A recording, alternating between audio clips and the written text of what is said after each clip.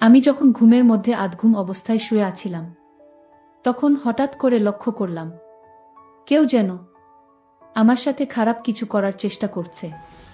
তারপরেও আমি ঘুমের ভান ধরে পড়ে রইলাম। মনে মনে ভাবতে লাগলাম, দেখি লোকটি আমার সাথে কি করে। একটু পরেই আমি লক্ষ্য করলাম যে লোকটি আমার সবকিছু তুলে নেওয়ার চেষ্টা করছে। আমার কাছ থেকে আমার সম্মান, আমার ইজ্জত কেড়ে নেওয়ার চেষ্টা করছে। আমি ভয়ে হতভম্ব হয়ে গেলাম, কারণ আমার বয়স মাত্র 13 বছর। এছাড়াও রাতের অন্ধকারে আমার সাথে এরকম ধরনের অদ্ভুত আচরণ হচ্ছে। ভয়ে আমার ভিতরটা কেঁপে উঠছিল।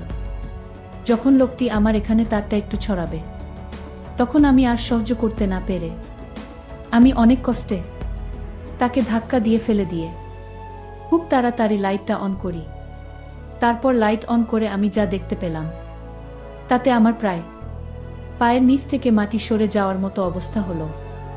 বন্ধুরা, গল্পটি অনেক ইন্টারেস্টিং। আশা করি তোমরা পুরো গল্পটি খুব মনোযোগ সহকারে শুনবে। তবে গল্পটি শুরু করার পূর্বে তোমাদের নিকট আমার বিশেষ অনুরোধ, তোমরা অবশ্যই আমার চ্যানেলটি সাবস্ক্রাইব করে আমাকে সাপোর্ট করবা। হ্যালো বন্ধুরা, আমি সুস্মিতা আক্তার সুমি। আমার ডাক নাম সুমি। আমার বাড়ি ফরিদপুর।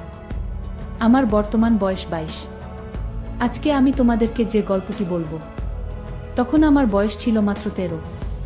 ঘটনাটি হয়েছিল বন্ধুরা আমার আপন মামার সাথে, যেখানে আমার মামাই আমার জীবনের সর্বপ্রথম এত বড় সর্বনাশ করেছিল।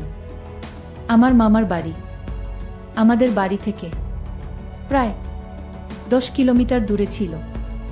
গত গ্রীষ্মের ছুটিতে আমি আমার মামার বাড়িতে বেড়াতে গিয়েছিলাম 15 দিনের জন্য। গ্রীষ্মের ছুটি পেয়েছিলাম। খুব মজা করার উদ্দেশ্যে আমি আমার মামার বাড়িতে গিয়েছিলাম। খুব আনন্দ হবে সেখানে, মনে মনে খুব উল্লাসিত ছিলাম। আর তাছাড়াও আগেও আমি মামার বাড়িতে যেতাম এবং আমরা মামা মামি, আমি এবং আরও অন্যরা সবাই মিলে খুব আনন্দ করতাম।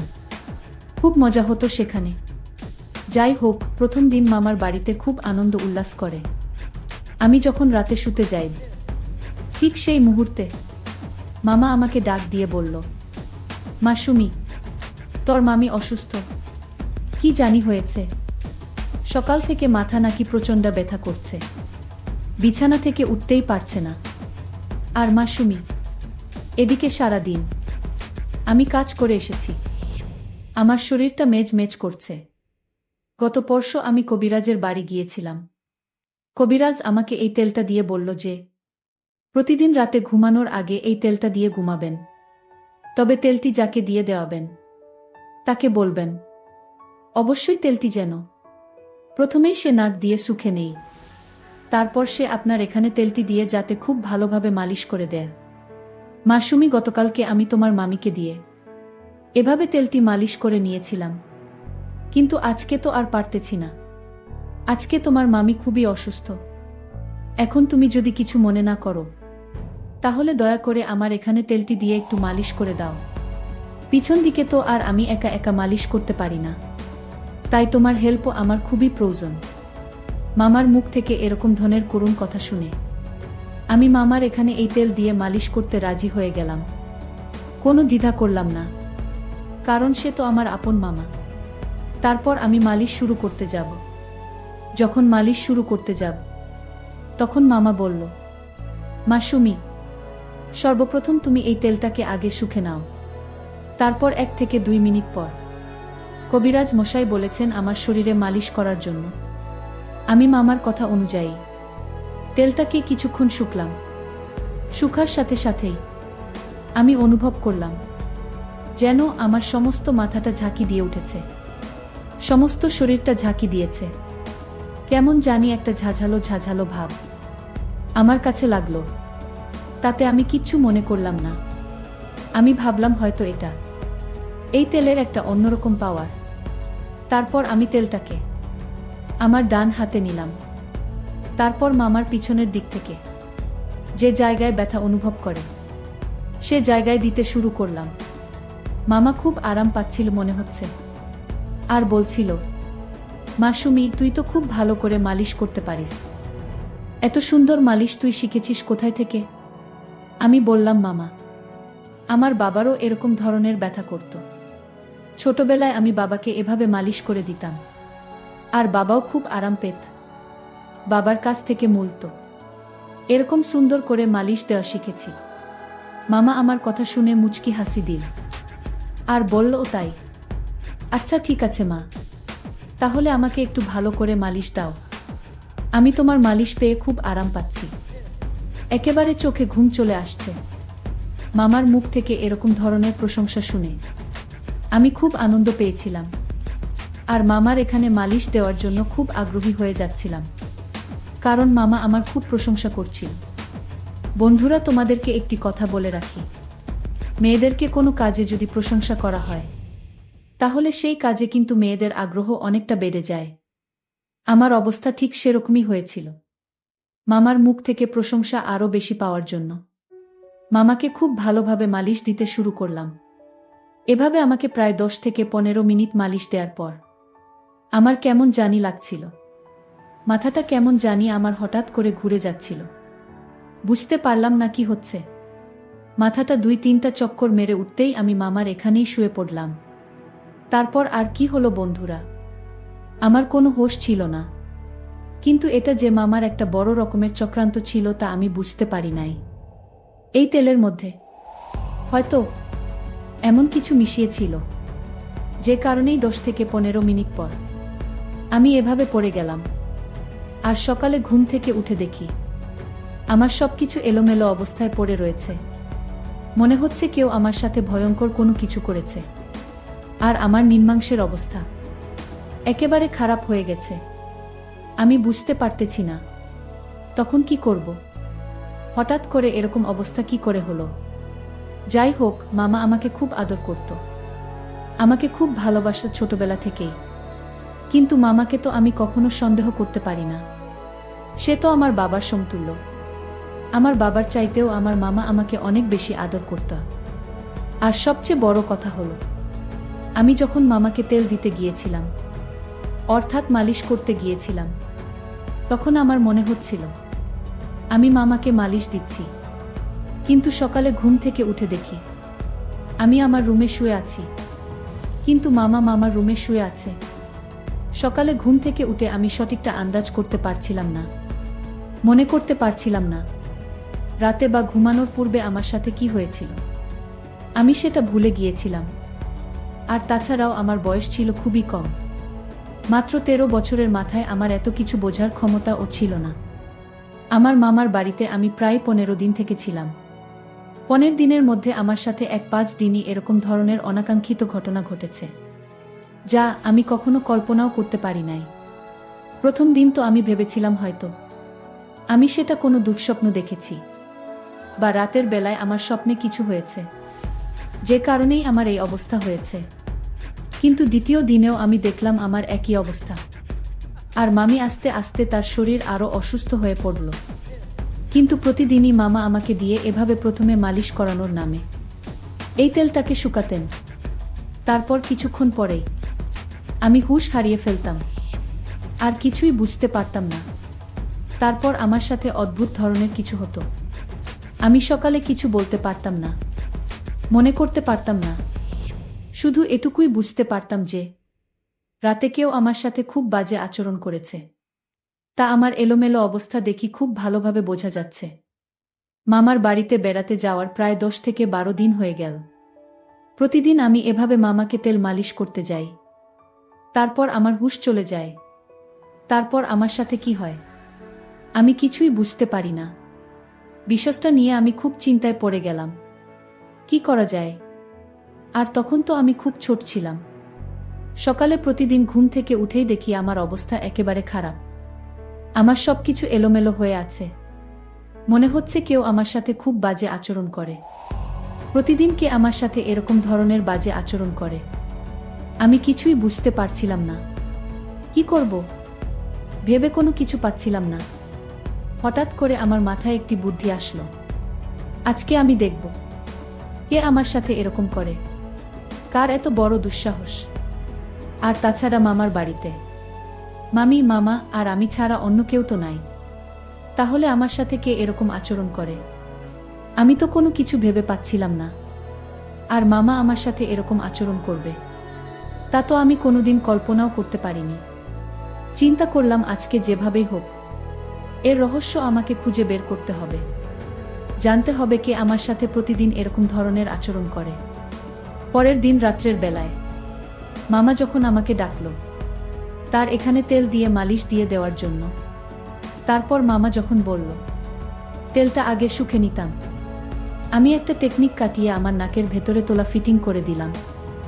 এমনভাবে তুলা লাগিয়েছিলাম যাতে এই ওষুধের যে পাওয়ার, ওষুধের ক্ষমতা, সেটা আমার নাকের ভিতর দিয়ে কখনো আমার ভিতরে না যেতে পারে। আর যদি না যেতে পারে তাহলে আমি আর অজ্ঞান হব না। তাহলে আমি বুঝতে পারবো প্রতিদিন কে আমার সাথে এরকম ধরনের নোংরামি আর বাজে আচরণে মেতে উঠে। মনের মধ্যে কিছুটা ক্রোধ, কে আমার অগোচরে এসে আমার এত বড় সর্বনাশ করছে। পরিকল্পনা অনুযায়ী আমি আমার কাজ করতে লাগলাম। কিন্তু সেদিন যখন মামার এখানে তেল দিয়ে মালিশ করতে যাই তখন আর আমি অজ্ঞান হয়নি, কারণ এই তেলের মধ্যে যে পয়জনটা ছিল সেটা আমার এখানে এফেক্ট করতে পারে নাই। তারপরেও আমি পূর্বের মতো ভান ধরে পড়ে রইলাম। কিছুক্ষণ পর দেখলাম মামা আমাকে সরিয়ে আমাকে শুইয়ে আসতে আসতে তার রুমে চলে গেল। আমি অবাক হতে লাগলাম যে মামা তো আমার এখান থেকে আমাকে সুন্দর করে শুইয়ে তারপর চলে গেল।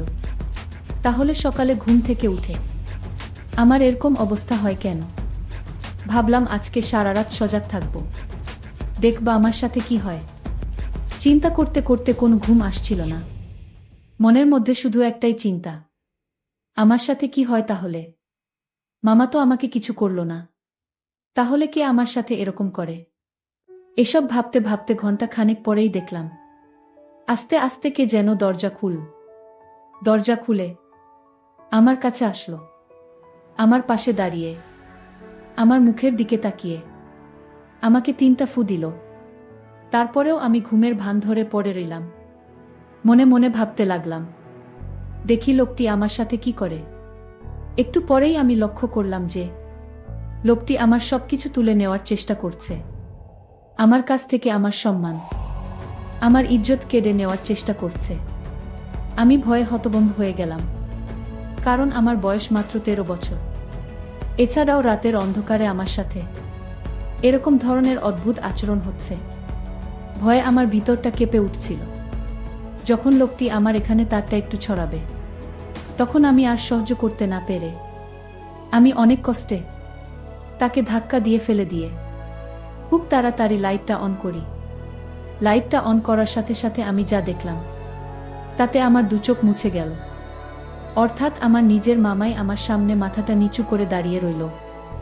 আমি রাগে ক্রোধে মামাকে খুব তিরস্কার করতে শুরু করলাম আর খুব দুঃখ প্রকাশ করলাম আর বলতে লাগলাম, মামা তুমি আমার আপন মায়ের ভাই, অথচ তুমি আমার সাথে এই কাজটি করবা, তা আমি কল্পনাই করতে পারি না। এই বলে আমি খুব কাঁদতে লাগলাম। তারপর মামা মাথাটা নিচু করে আমার এখান থেকে চলে আসলো। সেদিন রাত পেরিয়ে সকাল হলে আমি আমার মামার এখানে গেলাম। মামা আমাকে দেখে খুব হাসি খুশি করছিল। মনে হচ্ছিল না যে সে রাতে আমার সাথে এরকম ধরনের একটা জঘন্য কাজ করে। তার এই আচরণ দেখে আমি অনেকটা হতবাক হয়ে যাই। ভাবলাম আমার মামা এত খারাপ, এত জঘন্য। আস্তে আস্তে আমার মনটা খারাপ হতে লাগলো। এক পর্যায়ে আমি মামার সামনে কেঁদে দিলাম। আমার কান্না দেখে মামা খুব বিস্ময়ের সাথে আমাকে জিজ্ঞেস করল, মাসুমি তোমার কি হয়েছে? তুমি কাঁদছো কেন? মামার এইরকম আহ্লাদের কথা শুনে আমার কাছে আরো বিরক্তিকর লাগছে। এক পর্যায়ে আমি মামাকে বলতে বাধ্য হলাম যে মামা তোমার বাহিরে এক রূপ আর ভিতরে আরেক রূপ। তুমি আমার সাথে যা করেছো তা কোনোভাবে মেনে নেওয়া সম্ভব নয়।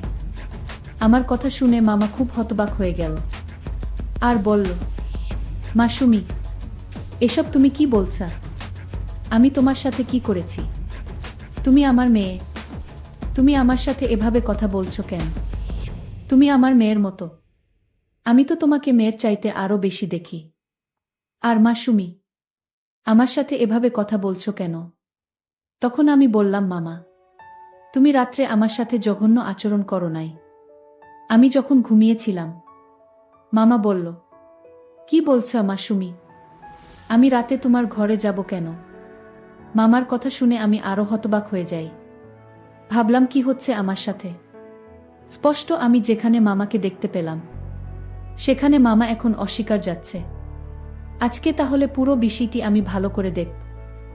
বরাবরের মতোই যখন রাত হলো, তখন ঠিক যখন আমার সাথে সেই রকম ধরনের ঘটনা ঘটতে যাবে, এই মুহূর্তে আমি আমার রুম থেকে বেরিয়ে গেলাম, গিয়ে অন্য কোথাও লুকিয়ে রইলাম। কিছুক্ষণ পর লক্ষ্য করে দেখলাম আমার মামাই আমার রুমে ঢুকছে। আপনি খুব ভালো করে লক্ষ্য করে দেখলাম, লোকটি যখন আমার রুমে গিয়ে প্রবেশ করল, তখন আমি খুব তাড়াহুড়া করে মামার রুমে চলে গেলাম। মামার রুমে চলে গিয়ে দেখি মামা তার রুমে ঘুমিয়ে রইল। তখন আমার মনের ভিতর অনেকটা ভয়ে কাজ করছিল।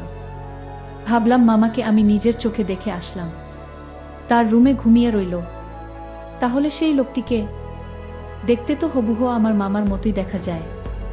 ঘটনাটি দেখে আমি খুব ভয় পেয়ে গেলাম। ভয় পেয়ে আমার মামাকে ঘুম থেকে গিয়ে ডেকে তুললাম, আর পুরো ঘটনাটি মামাকে বিস্তারিত বললাম।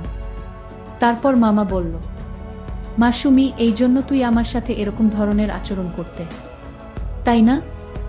আমি বললাম, জি মামা। মামা সম্পূর্ণ বিষয়টি বুঝতে পারল। বোঝার পর বলল, আগামীকালকে আমি তোমাকে কবিরাজ বাবার কাছে নিয়ে যাব। হয়তো তোমার সাথে কোনো অপশক্তি রাত্রে বসবাস করে, তোমার সাথে আমার রূপ ধরে জঘন্যতম কাজ করে, আর এই অপশক্তি তোমার ক্ষতি করার চেষ্টা করেছে। পরের দিন সকালে মামা এক কবিরাজ বাবার কাছে আমাকে নিয়ে গেল। কবিরাজ বাবা মাকে খুব ভালো করে পরীক্ষা করে দেখল। তারপর আমার মামাকে বলল যে, তোমার ভাগ্নির সাথে এক দুষ্টু জিন বসবাস করে এবং প্রতিদিন রাতে তার সাথে খুব বাজে আচরণ করে। আর সবচেয়ে মজার ব্যাপার হলো, তোমার ভাগ্নির সাথে এই ঘটনাটি ঘটায় তোমার রূপ ধরে। তারপর বাবার কথা শুনে আমি হতবাক হয়ে গেলাম। তারপর আমি বললাম, কবিরাজ বাবা, এখন করণীয় কি? তারপর কবিরাজ বাবা বলল, তুমি কোনো চিন্তা করো না, আমি 1 সপ্তাহ চিকিৎসা করে তাকে ভালো করে ফেলতে পারবো। তুমি তোমার ভাগ্নিকে 1 সপ্তাহ নাগাদ ফজরের নামাজের পর পরই অন্ধকার থাকা অবস্থায় আমার কাছে নিয়ে আসবা। তারপর পুরোপুরি 1 সপ্তাহ চিকিৎসা করার পর আমার মধ্যে আর এরকম ধরনের কোনো লক্ষণ আমি দেখতে পাইনি। মনে হচ্ছিল যেন আমি পরিপূর্ণ সুস্থ হয়ে গিয়েছিলাম। কবিরাজ বাবা আমাকে একটি তাবিজ দিয়েছিল। তাবিজটি অনেক শক্তিশালী ছিল বটে। যতক্ষণ এই তাবিজটি ছিল, ততক্ষণ আমার মধ্যে কোনোই অপশক্তি আর কাজ করতে পারি নাই। বন্ধুরা, এখন আমি পুরোপুরি সুস্থ। তোমাদের দোয়ায় এখন আমি খুব ভালো আছি। পরিশেষে বন্ধুরা, আমি তোমাদেরকে বলবো, দুনিয়াতে হয়তো এরকম কিছু অদ্ভুত ব্যাপার আছে, যে ব্যাপারগুলো ডাক্তার বা অন্য কোনো চিকিৎসায় তাদের কিছুই করতে পারে না। এরা এক ধরনের অপশক্তি। হয়তো এটাও বিধাতার কোনো এক সৃষ্টি, যা কোনো না কোনো কারণে মানুষের ক্ষতি করার চেষ্টা করে। অনেক সময় আমরা হয়তো এসব বিষয়কে তুচ্ছ তাচ্ছিল্য মনে করে এড়িয়ে চলি, কিন্তু বাস্তবতা যে কখন কার জীবনে কোনটা সত্য হয়ে দাঁড়ায় তা কখনো বোঝা যায় না। আমাদের প্রত্যেকটি মানুষেরই উচিত প্রত্যেকটি ছোটখাটো বিষয়কে সিরিয়াস ভেবে নেওয়া। তাহলে হয়তো আমাদের জীবনে এরকম ধরনের অপ্রত্যাশিত ঘটনা থেকে বেঁচে থাকা সম্ভব। বন্ধুরা, আজকে এই পর্যন্তই। আবারও আসবো তোমাদের মধ্যে নতুন কোনো ভিডিও নিয়ে। ভিডিওটি যদি তোমাদের ভালো লাগে, তাহলে একটি লাইক দাও। প্রতিদিন আমি তোমাদেরকে একটা করে নতুন গল্প উপহার দিব। তাই তোমাদেরকে অনুরোধ করে বলছি, তোমরা যদি এই রকম ধরনের ইন্টারেস্টিং গল্প পেতে চাও, তাহলে দয়া করে আমার চ্যানেলটি সাবস্ক্রাইব করো। পরিশেষে তোমাদের সকলের সুস্বাস্থ্য কামনা করি। ভিডিওটি দেখার জন্য তোমাদের সকলকে অসংখ্য ধন্যবাদ।